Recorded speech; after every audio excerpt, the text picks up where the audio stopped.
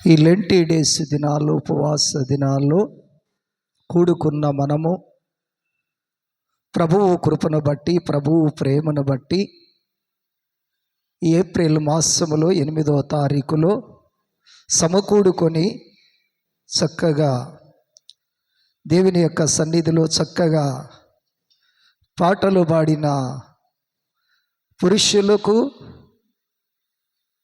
స్త్రీలకు ఈ సాయంకాల వేళలో ఆయా ప్రాంతములో సేవ చేస్తూ సేవకులు కూడా నా యొక్క యేసుక్రీస్తు నామములో వందనాలు చెల్లిస్తున్నాను.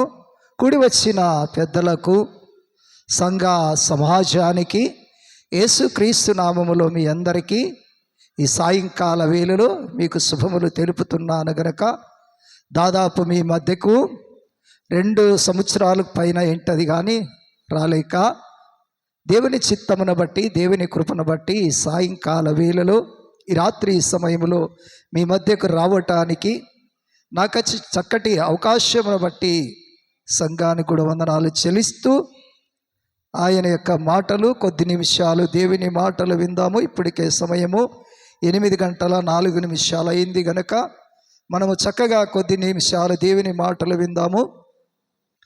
కనుక కీర్తనల గ్రంథము 39వ కీర్తన 39వ కీర్తన మొదటి వచనం మాత్రమే చదువుకుందాము. కీర్తనల గ్రంథము 39 మొదటి వచనం మాత్రమే చదువుకుందాము. నా నాలుకతో పాపము చేయకున్నట్లు నా మార్గములు జాగ్రత్తగా చూసుకుందును. భక్తిహీనులు నా ఎదుటనున్నప్పుడు నా నోటికి చిక్కము ఉంచుకుందును అనుకుంటుని.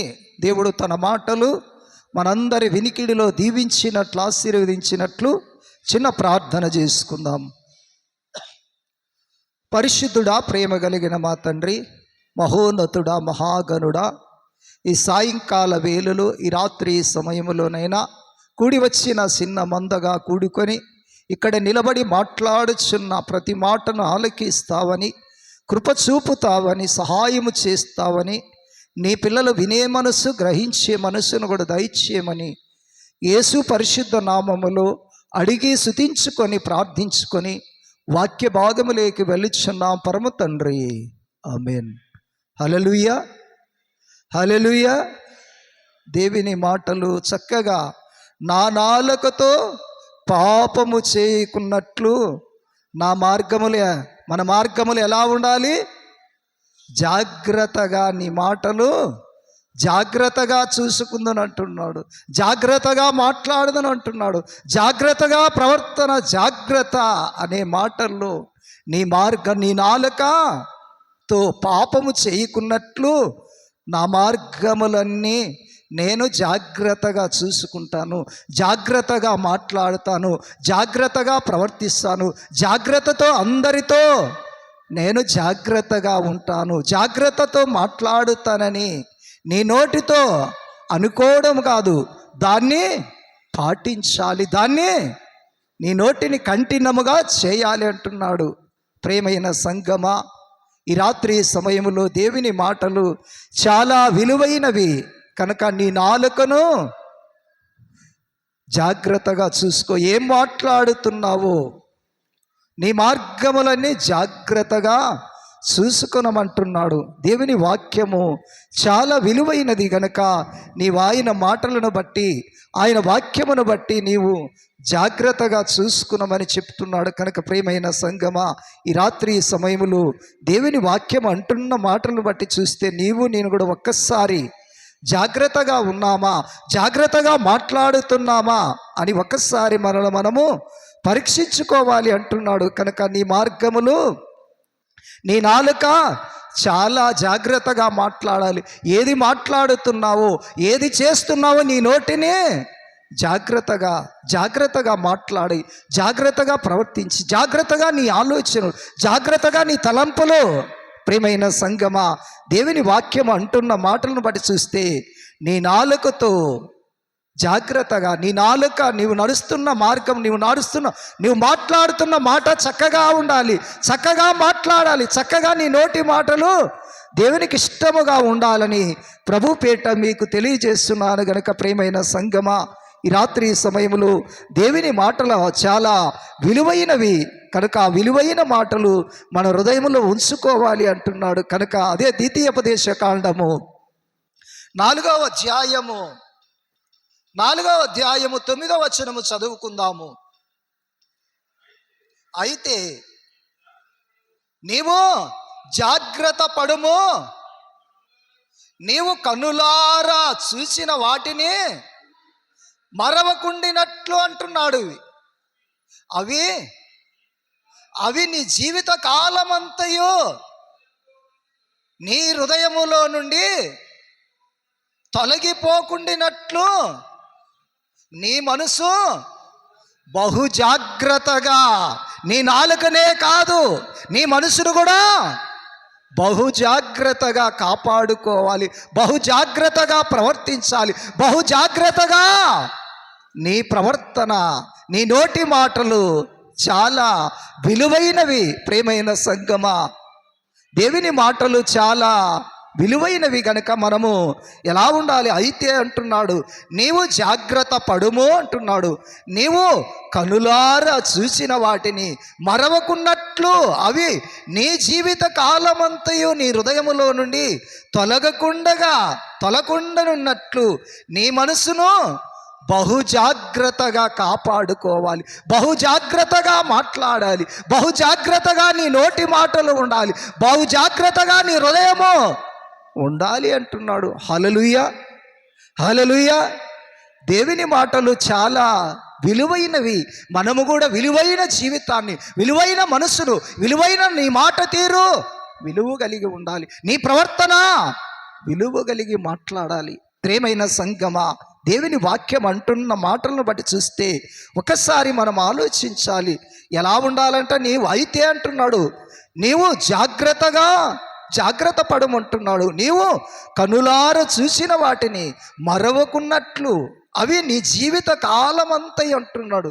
నీ హృదయములో నుండి తొలగించుకునకుండగా అదంతా నీవు ఎలా ఉండాలి?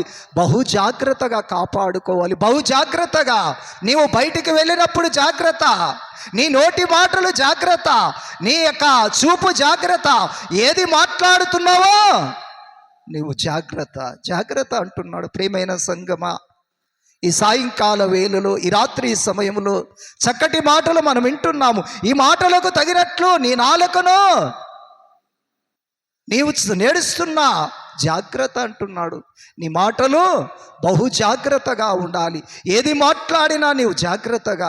ప్రియమైన సంగమా, ఈ రాత్రి సమయంలో మనము ప్రయాణములో ఉన్నప్పుడు జాగ్రత్త అంటాము, ఎక్కడ వెలుచున్నప్పుడు జాగ్రత్త, అన్నిటికీ జాగ్రత్తగా ఉన్నాము. కానీ మన నాలుక కూడా జాగ్రత్త పడాలి, జాగ్రత్తగా మాట్లాడాలి.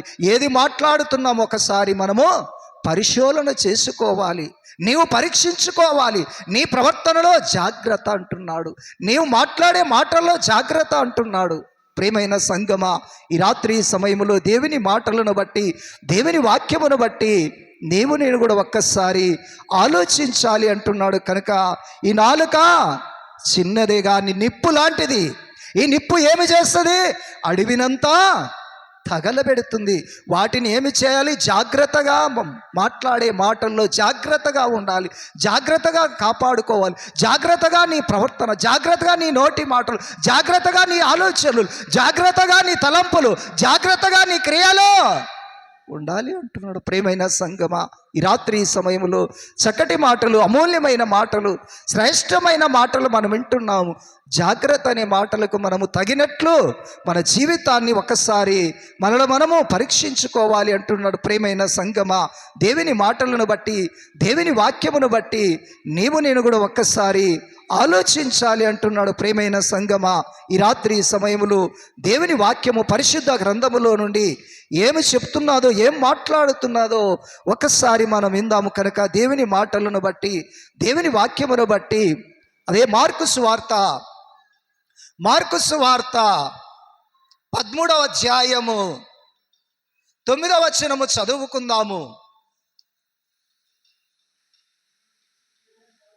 మిమ్మును గూర్చి మీరే జాగ్రత్త పడండి అంటున్నాడు. మిమ్మల్ని ఎవరు? మీరు దేవుని మాటలు వెరిగిన వారైతే, దేవుని వాక్యం మీలో ఫలించినట్లయితే మీ నాలుకను జాగ్రత్తగా చూసుకునండి, జాగ్రత్తగా మాట్లాడండి, జాగ్రత్తగా నడుచుకునండి అంటున్నాడు. కనుక మిమ్మును గూర్చి మీరు జాగ్రత్త పడండి, జాగ్రత్త పడండి. దొంగలు వస్తున్నారు, జాగ్రత్త అన్నట్లు మనము జాగ్రత్తగా ఉండాలి, జాగ్రత్తగా మాట్లాడాలి. మన నోటి మాటలు దేవునికి ఇష్టమైనవిగా ఉండాలి, దేవునికి మహిమకరంగా ఉండాలి, దేవునికి దీవెనకరంగా ఉండాలి అంటున్నాడు. హల్లెలూయా, హల్లెలూయా. దేవుని మాటలు చాలా విలువైనవి. కనుక ఆ విలువైన మాటలను మనము ఒక్కసారి మనం ఆలోచించాలి అంటున్నాడు. ప్రేమైన సంగమా, దేవుని వాక్యం అంటున్న మాటలను బట్టి చూస్తే దేవుని వాక్యము మిమ్మును గూర్చి మీరే జాగ్రత్త పడండి అంటున్నాడు. దేవుని వాక్యము చాలా విలువైనది. ఆ విలువైన మాటలు, ఆ విలువైన వాక్యమును ఒకసారి మనము ఏమి చేయాలి? సరి చేసుకోవాలి, సరిదిద్దుకోవాలి, సరిపెట్టుకోవాలి. వాక్యానుసారంగా నేను మాట్లాడుచున్నానా అని ఒక్కసారి మనము పరిశోధన చేయాలి అంటున్నాడు. ప్రియమైన సంగమా, దేవుని వాక్యం అంటున్న మాటలను బట్టి చూస్తే ఒకసారి మనం విందాము. కనుక అదే మార్కు సువార్త 13వ అధ్యాయము 23వ వచనము చదువుకుందాం. మీరు జాగ్రత్తగా ఉండుడి, ఇదిగో సమస్తము ముందుగా చెప్పి ఉన్నాను. జాగ్రత్త అంటున్నాడు, మీరు జాగ్రత్త అంటున్నాడు. మీరు జాగ్రత్తగా ఉండండి, ఇదిగో సమస్తము మీతో ముందుగా చెప్పి ఉన్నాను. మీరు జాగ్రత్త కలిగి ఉండండి, జాగ్రత్త కలిగి ఉండండి. దేశములో, రాష్ట్రములో ఎక్కడ చూసినా ప్రియమైన సంగమా, ఈ రోజుల్లో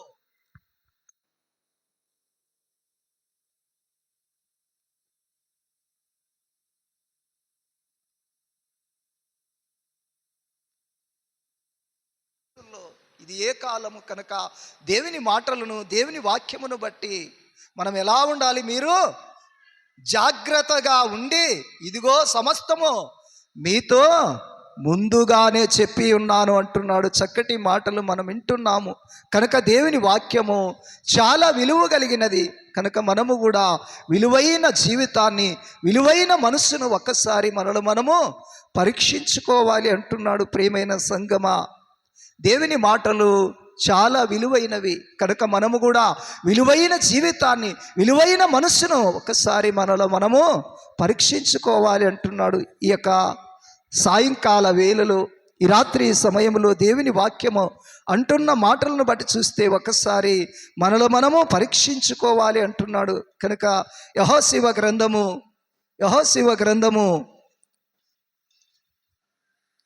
ఈ యొక్క యెహోషువ గ్రంథము 1వ అధ్యాయము 7వ వచనము చదువుకుందాము. అయితే నీవు నిబ్రము కలిగి జాగ్రత్త పడి బహుధైర్యముగా ఉండి, నా సేవకుడైన మోసే నీకు ఆజ్ఞాపించుచున్న ధర్మశాస్త్రం అంతటి చెప్పున చేయవలెను. నీవు నడుస్తున్నా ప్రతి మార్గము ఎలా ఉండాలంట? చక్కగా ప్రవర్తించినప్పుడు నీవు వర్ధిల్లుతావు అంటున్నాడు. చక్కగా మాట్లాడి, చక్కగా నీ ప్రవర్తన, చక్కగా నీ ఆలోచనలు, చక్కగా నీ తలంపులు, చక్కగా నీ క్రియలు ఉండాలి అంటున్నాడు. ఎలా ఉండాలి అంటున్నాడు. ప్రియమైన సంగమా, అయితే నీవు ఏముండాలి? నిబ్బరము కలిగి ఉండాలి, జాగ్రత్తగా ఉండాలి, బహుధైర్యముగా నా సేవకుడైనా మోసే ఆజ్ఞాపించినట్లు, ఆయన ఆజ్ఞలను అనుసరించి, ఆయన మాటలను అనుసరించి నీవు నడుస్తున్నా ప్రతి మార్గము చక్కగా ఉండాలి, చక్కగా నడవాలి, చక్కగా ప్రవర్తించాలి, చక్కగా నీ ఆలోచనలో ఉండాలి, చక్కగా నీ నడవడికలో ఉండాలి అంటున్నాడు. హల్లెలూయా, హల్లెలూయా. దేవుని మాటలు చాలా విలువైనవి.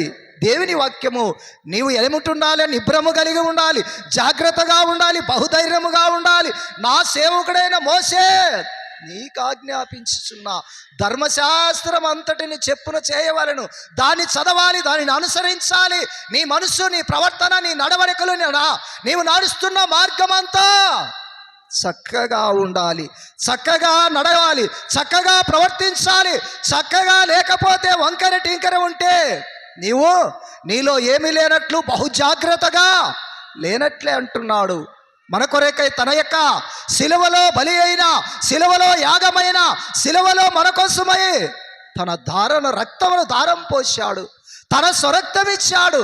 తన పిల్లలముగా మనము కొనసాగాలి, మనము బహు జాగ్రత్తగా ఉండాలి, మన నడకల్లో జాగ్రత్తగా ఉండాలి, మన నడకల్లో నడుస్తున్న ప్రతి మార్గము చక్కగా ఉండాలి అంటున్నాడు. కనుక ప్రియమైన సంగమా, ఈ రాత్రి సమయములో దేవుని మాటలను బట్టి ప్రతి మార్గము ఎలా ఉండాలి? చక్కగా ప్రవర్తించినట్లు నీవు దానిలో నుండి కుడికైనను ఎడమకైనను తొలగకూడదంటున్నాడు.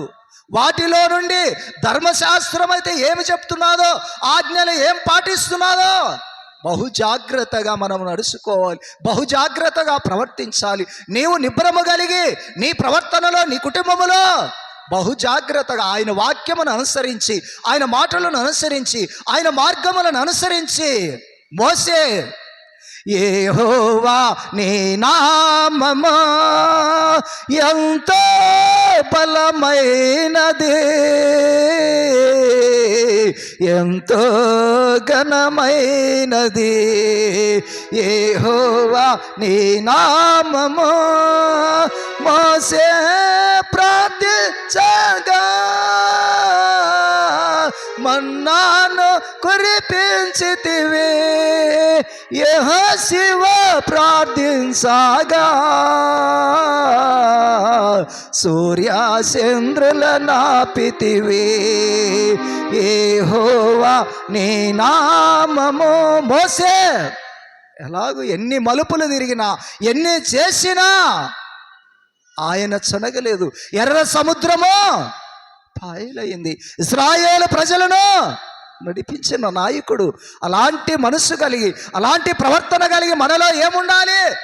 నిబ్బరము కలిగి, బహుధైర్యముగా ఉండి మనము జాగ్రత్తగా ఆయన మార్గములంతటిలో చక్కగా నడవాలి, చక్కగా ప్రవర్తించాలి. చక్కగా నీ ఆలోచనలు, చక్కగా నీ తలంపులు, చక్కగా నీ క్రియలు ఉండాలని ప్రభు పేట మీకు తెలియజేస్తున్నాను. కనుక దేవుని వాక్యం అంటున్న మాటలను బట్టి చూస్తే అదే యెహోషువ గ్రంథము 1వ అధ్యాయము 8వ వచనము చదువుకుందాము.